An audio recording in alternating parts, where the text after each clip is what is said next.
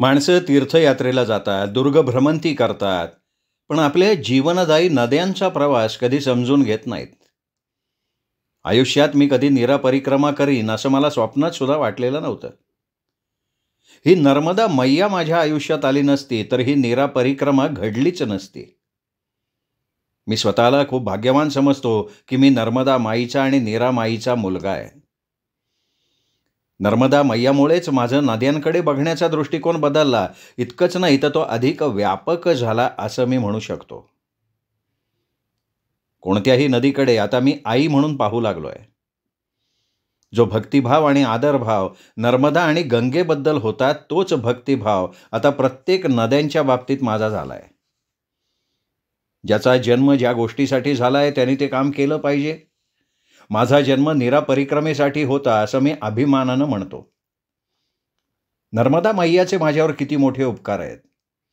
ते ऋण मी कधीच फेडू शकणार नाही.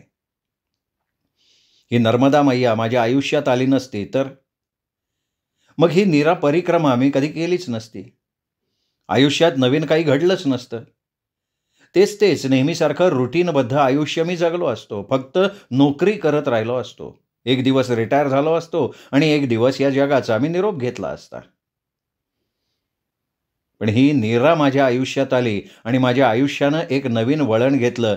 जीवनाकडे बघण्याची माझी दृष्टी बदलली. नोकरी सगळेच करतात, पण अशी एक वेगळी वाट चालताना, निसर्गाच्या सहवासात भटकताना मिळणारा आनंद कोणत्याही पैशात मोजता येण्यासारखा नाही. परिक्रमा पूर्ण झाल्यानंतर मला तर खरं आनंदित व्हायला हवं होतं, पण मी मात्र खूप रडलो. इतके दिवस धर्मक्षेत्रात होतो, आता परत कुरुक्षेत्रात आलो, माणसांच्या जंगलात आलो, रोजच्या वर्दळीच्या जगात आलो. नर्मदा मैयामुळे अनेक नर्मदा परिक्रमावासींशी मी जोडला गेलो.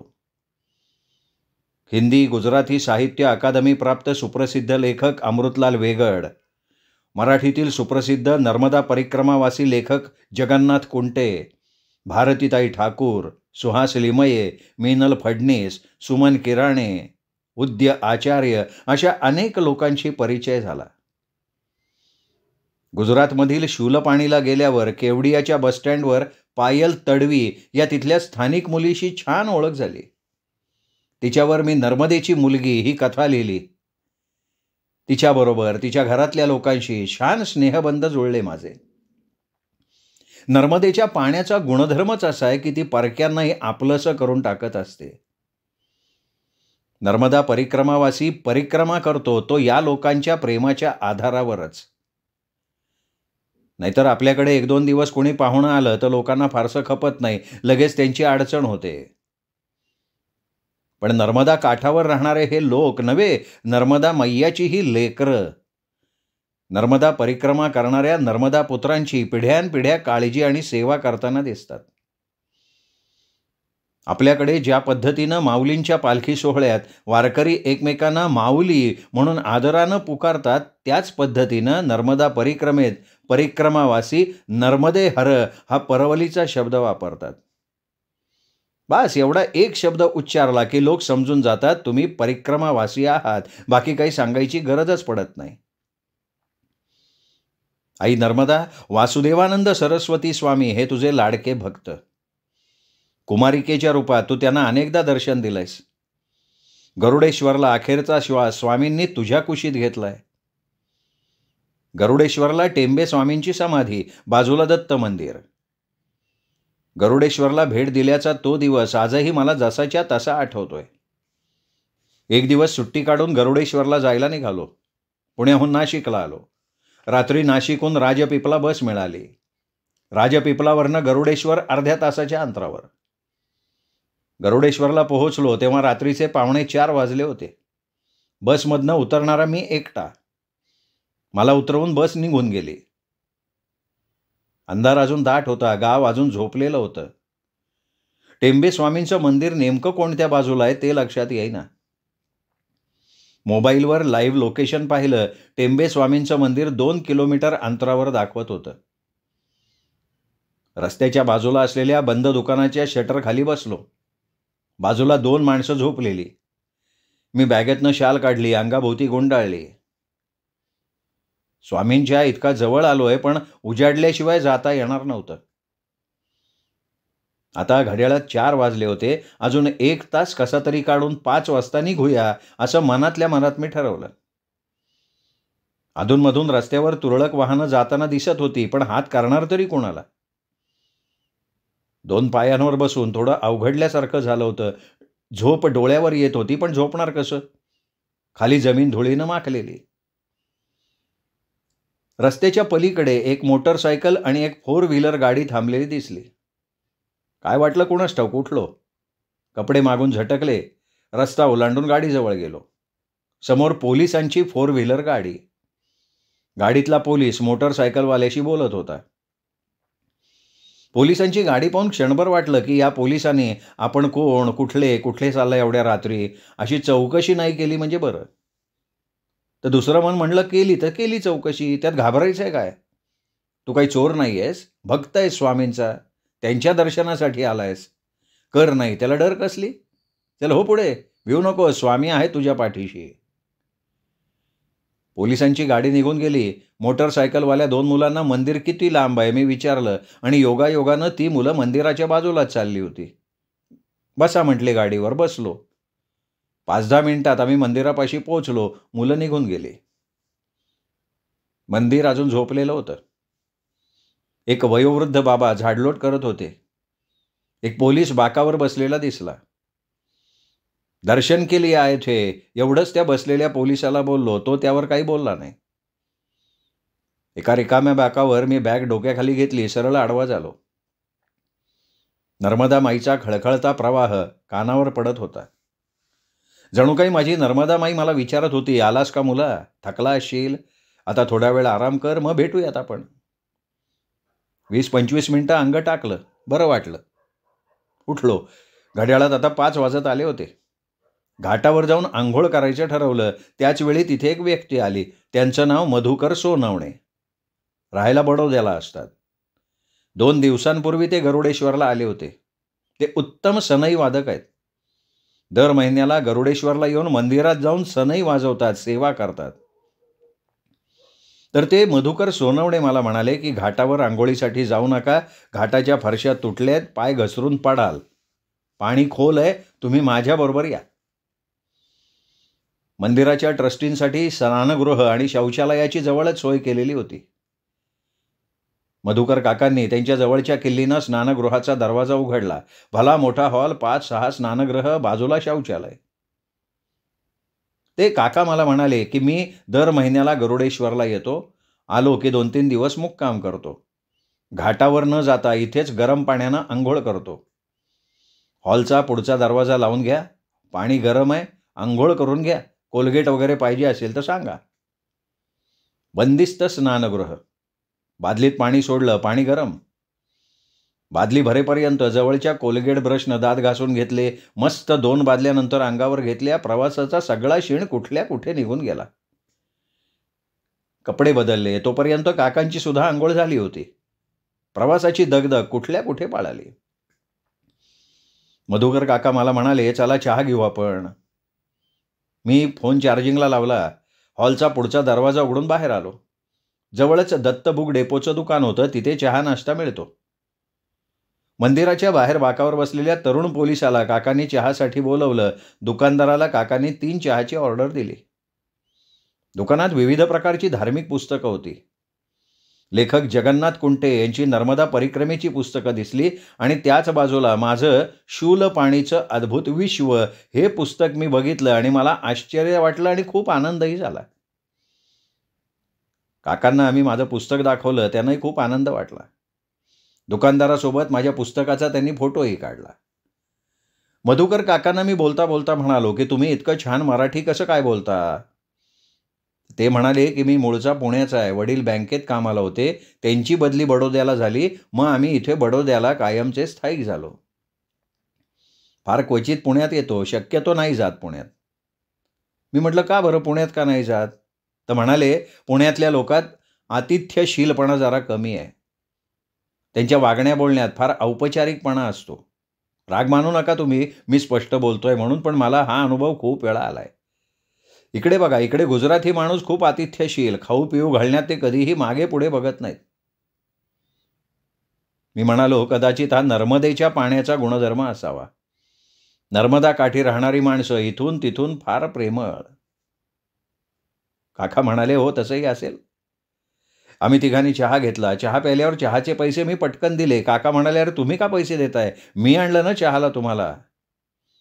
मी म्हणालो, काका असू द्या हो, सगळेच पुणेकर काही औपचारिकपणे वागणारे नसतात. काका मनापासून हसले. आरतीची वेळ झाली. आम्ही मंदिरात आलो. 8-10 भक्तजण मंदिरात आरतीसाठी आले होते. पहाटेच्या त्या प्रसन्न वातावरणात आरतीनं मन प्रसन्न झालं. आरती झाली. आता बऱ्यापैकी उजाडलं होतं. मंदिराबाहेर आलो. खाली घाटाच्या पायऱ्या उतरून मी नर्मदेच्या काठावर आलो. इकडे नर्मदेत मगरी खूप आढळतात. जागोजागी मगरीपासून सावध राहण्याबाबत लेखी इशारा दिलेला होता. गरुडेश्वराचा नर्मदा घाट खूप मोठा. घाटावर अनेक मंदिरं. नदीच्या उत्तर तटावरून घाटावरनं पाहिलं की दक्षिण तटावर सातपुडा पर्वत दिसत होता. उत्तर तटावरनं महेश्वरपासून पुढे विंध्य पर्वत सुरू होतो आणि समोर माझी नर्मदा माई वाहत होती. आईनी मला इथपर्यंत सुखरूप आणलं होतं. नर्मदा माईला भक्तिभावानं हात जोडले. माझ्या नीरामाईचा तिला नमस्कार सांगितला. घाटावर बसलो काही वेळ. खाली काही लोकांचं स्नान चालू होतं. 3-4 माणसं आपापसात मराठीत बोलताना पाहून उत्सुकतेनं गेलो त्यांच्याजवळ. चौकशी केली तर कळलं की सगळे पुण्याचे. PMTत कामाला होते आणि नर्मदा परिक्रमा करत होते. खूप आनंद वाटला ते पाहून. परक्या मुलखात आपल्या भागातलं आणि आपल्या भाषेतलं कोणी भेटलं ना की मनसोक्त आनंद होतो. त्यांच्याशी थोडा वेळ गप्पा मारल्या. निघताना एका काकांच्या हातात 50 रुपये चहा पाण्यासाठी ठेवले. सगळ्यांना त्यांच्या परिक्रमेसाठी शुभेच्छा देऊन तिथनं निघालो. घाटाच्या पायऱ्या चढून समाधी मंदिरात आलो. टेंबे स्वामींचं दर्शन घेतलं आणि बाहेर आलो. दत्त मंदिरातनं सनईचे सूर कानावर पडत होते. मंदिरात न जाता बाहेरनं वाकून पाहिलं, मधुकर काका मंदिरात सनई वाजवत होते भान हरपून. त्या सनईत कोणती जादू होती माहीत नाही, पण त्या दैवी सुरांनी मन आनंदानं न्हावून निघालं. भक्तीची ज्योत पेटली जात होती. मधुकर काकांना मी मनापासून हात जोडले. मंदिराच्या समोर असलेल्या हॉलमधली माझी बॅग घेतली. चार्जिंगला लावलेला माझा मोबाईल काढला. महाराजांना, नर्मदा माईला नमस्कार केला आणि केवडियाला जाण्यासाठी निघालो. आई नर्मदा, लोकांचा असा समज आहे किंवा त्यांनी परिक्रमेबद्दल अशी जाहिरात केली आहे की नर्मदा परिक्रमेला 1 रुपया खर्च येत नाही. आणि हे परिक्रमावासी मोठ्या अभिमानानं सांगत असतात. आणि ते खरं आहे. नर्मदा मैया परिक्रमेत आपल्या लेकरांची तू काळजी घेते, त्याला कधी उपाशी ठेवत नाही, हे पूर्णतः खरं आहे. नर्मदा काठावर राहणारे भिल्ल आपल्या भाकरीतली चतकोर भाकरी देऊन परिक्रमावासियांचं आदरातिथ्य करत असतो.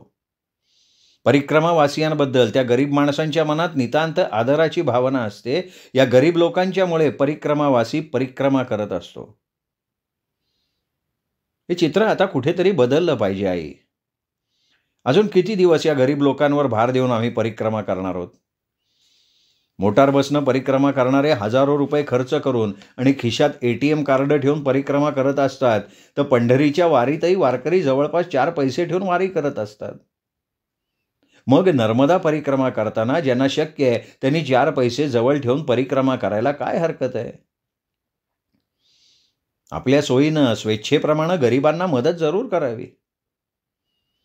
परिक्रमा करताना आपण आपल्यासोबत आपली औषधं आणि अत्यावश्यक वस्तू जवळ ठेवतो का नाही, तसे 4 पैसे बरोबर ठेवायला हवेत. पैसे बरोबर ठेवणं याचा अर्थ नर्मदा मैयावर विश्वास नाही असा नाही ना होत. नर्मदा परिक्रमा झाल्यावर घरी येऊन कढाई करण्याऐवजी गरीब भिल्लांच्या सोबत कढाई म्हणजे नैवेद्य करावा. मग त्यानिमित्तानं त्यांना कधीतरी गोडधोड खायला मिळेल. नर्मदा परिक्रमा आता डोळस पद्धतीनं व्हायली पाहिजे. आई नर्मदा, आज नर्मदा परिक्रमेत मराठी माणसांची वाढती संख्या पाहून मराठी माणसाला बदनाम करण्याचा काही लोकांनी वेढा उचललाय असं वाटतं. गेल्या 10-15 वर्षात मराठी माणसांची नर्मदा परिक्रमा करण्याचा कल दिवसेंदिवस वाढतोय. मराठी माणसाबद्दल आक्षेप काय? तर मराठी माणूस पायाला भिंगरी लावल्याप्रमाणे धावत असतो. आश्रमात मराठी माणसांची संख्या अधिक दिसते. त्यात खाजगी ट्रॅव्हलनी मोठ्या प्रमाणात नर्मदा परिक्रमेचा धंदा सुरू केला आहे, अशी ओरड आहे.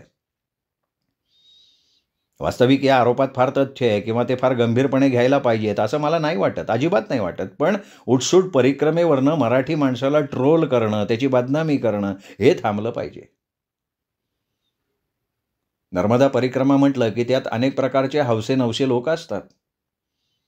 आता हौस म्हणून आणि नवस म्हणून परिक्रमा करणाऱ्या लोकांचाही त्यात भरणा खूप असतो. नर्मदा मैयाला नवस केला म्हणून परिक्रमा करणारे जसे लोक आहेत, तसेच पोटा पाण्यासाठी आणि परिक्रमेत मिळणारे सदावर्त विकून जगणारी गरीब माणसं सुद्धा आहेतच की. मुळात मराठी माणूस हा धार्मिक आहे. विविध तीर्थयात्रा तो कायम करत असतो.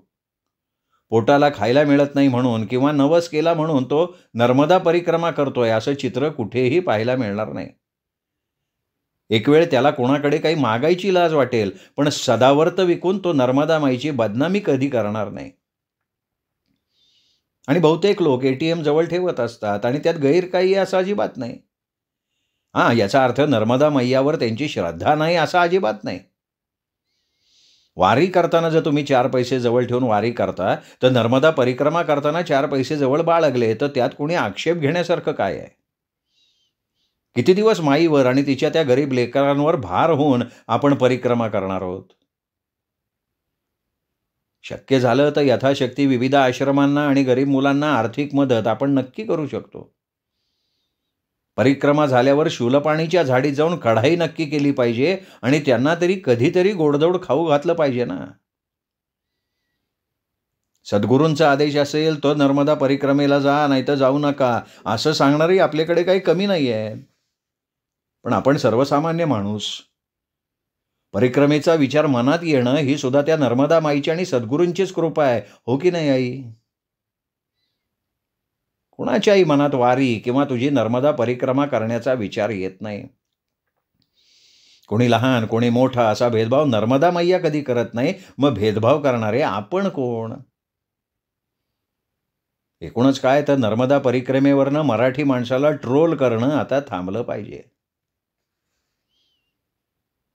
आई नर्मदे, तुला तर ती गोष्ट माहीत असणारच आहे की एकदा पार्वती मातेनं आपल्या दोन्ही मुलांना जवळ बोलवून त्यांच्यात स्पर्धा लावली की जो कोणी पृथ्वी प्रदक्षिणा आधी पूर्ण करेल तो सगळ्यात बुद्धिमान.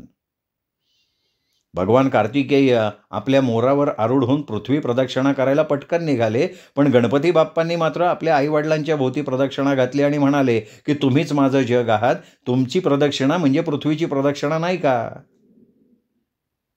हे ऐकून शंकर आणि पार्वती माता प्रसन्न झाले आणि बाप्पांना म्हणाले की तू खरोखर बुद्धिमान आहेस, संपूर्ण जग तुला बुद्धिदाता म्हणून ओळखेल. आई नर्मदा, ही गोष्ट सांगण्याचं प्रयोजन काय? तर परवा नर्मदा परिक्रमेवर आईशी गप्पा मारताना आई म्हणाली की एवढी मोठी 3,500 किलोमीटरची नर्मदा परिक्रमा सगळ्यांना करणं शक्य नाही. किमान एखाद्यानं नर्मदेचं जल घेऊन तिच्या भोवती प्रदक्षिणा घातली तरी सुद्धा ती नर्मदा प्रदक्षिणाच होईल. आईचं बोलणं ऐकलं मी क्षणभर अवाक झालो. हा विचार मला एकदम भारी वाटला. आई, आपल्या शास्त्रात तुझी परिक्रमा करण्यासाठी 3 वर्ष 3 महिने आणि 13 दिवसांचा काळ सांगितलाय. अशा प्रकारे शास्त्रात सांगितल्याप्रमाणे परिक्रमा करणारे काही कमी नाहीत. दुसरीकडे कोणी 5-6 महिन्यात नर्मदा परिक्रमा करतो, कोणी बसनं परिक्रमा करतो, कोणी फक्त नर्मदा परिक्रमेवरची पुस्तकं वाचून वाचिक आणि मानसिक परिक्रमा करतो. शारीरिक परिक्रमे इतकी तुमची मानसिक परिक्रमा खूप महत्त्वाची आहे. शारीरिक परिक्रमेपेक्षा ही मानसिक परिक्रमा खूप महत्त्वाची आहे. खूप मोठं महत्त्व आहे तिचं, कारण तुमचे पाय परिक्रमेत चाललेत पण डोक्यात मात्र सतत घरचा विचार चालू असेल तर मग त्या परिक्रमेला अर्थ काय? परिक्रमेच्या वाटेवर ध्यानी मनी फक्त नर्मदेचाच विचार असेल तर ती खरी नर्मदा परिक्रमा. शेवटी आई नर्मदा, तू फक्त श्रद्धा बघतेस. त्यामुळे परिक्रमा कशीही करा पण श्रद्धेनं करा. परिक्रमेत पाय नाही चालत, तुमची श्रद्धा चालते. त्यामुळे हजारो किलोमीटर दूर राहूनही कोणी नर्मदा भक्त मोठ्या श्रद्धेनं नर्मदा परिक्रमेवरची पुस्तकं वाचत असेल तर हो, आम्ही सुद्धा नर्मदा परिक्रमाच करतोय. आई नर्मदा संत एकनाथ महाराजांनी काशी यात्रेहून आणलेलं गंगाजल एकदा तहानलेल्या गाढवाला पाजल्याची गोष्ट तुला ठाऊक असेल. आता ही गोष्ट आठवायचं कारण काय, तर मध्यंतरी घडलेली गोष्ट. मध्य प्रदेशातल्या तेली भटाणला संत सियाराम बाबांचं दर्शन घेऊन माघारी वळलो. पिपलगोंड गावातल्या बसस्टँडवर कसरावत बसची वाट पाहत होतो. इकडे मध्य प्रदेशात उन्हाळा प्रचंड. दुपारचे 2:45 वाजले होते. बसस्टँडवर बांधलेल्या शेडखाली 2 वासरू खुशाल बांधून शेडचा गोठा केलेला होता. स्टँडवर माझ्याशिवाय चिटपाखरू नाही. मी सकाळी फक्त पोहे खाल्लेले, भूक चांगलीच लागली होती. पण नजरेला कुठं काही घेण्यासारखं दुकान, हॉटेल दिसेना. तेवढ्या समोर एक भेळीचं दुकान नजरेला पडलं. दुकानातनं भेळ घेऊन परत बस शेडच्या सावलीत बसून भेळ खायला लागलो तर समोर शेडला बांधलेली एक गाय माझ्याकडे आशेनं पाहायला लागली. मी तिला भेळीचा पुडा दाखवत विचारलं, भेळ खाणार का? ती काय बोलणार? माझ्याकडे बघत ती हांबरली. जणू काही ती म्हणत होती, भेळ खाणार हा काय प्रश्न झाला का? मी ठेवली गायीपुढे भेळ. काही क्षणात तिने भेळ चाटून पुसून संपवली. मी पाण्याची बाटली काढली, 2-4 पाण्याचे घोट घेतले. मनात आलं की हिला सुद्धा भेळ खाऊन तहान लागली असेलच की. पाण्यासाठी ती माझ्याकडे आशेनं पाहायला लागली होती. बाटलीत थोडं पाणी शिल्लक होतं. तिच्या तोंडाजवळ बाटली आडवी धरली, तिला पाणी पाजलं. बाटलीतलं पाणी संपलं, पण तिची तहान भागली नाही. ती पाण्यासाठी माझ्याकडे परत पाहायला लागली. त्यातून काही विचारू नका, अगदी भट्टी चालू होती. नर्मदा काठी ऊन भरपूर. चारी बाजूना डोंगरांच्या रांगाच रांगा. गायी शेडला बांधून ठेवणाऱ्या माणसानं किमान त्यांच्यासाठी प्यायला पाणी तर ठेवायला हवं होतं. जवळचं पाणी संपलं होतं. सकाळी ओंकारेश्वरावरून येताना नर्मदा कुंडावरनं पाणी एका बाटलीत घरी नेण्यासाठी बरोबर घेतलं होतं. वाटलं या पाण्याची सगळ्यात जास्त गरज आत्ता या मुक्या जीवाला आहे. गाय म्हणजे आपली आईच की. गायीच्या पोटात 33 कोटी देवता वास करतात असं मानलं जातं. माझं मन मला म्हणालं, जे जे भेटे भूत ते ते मानिजे भगवंत.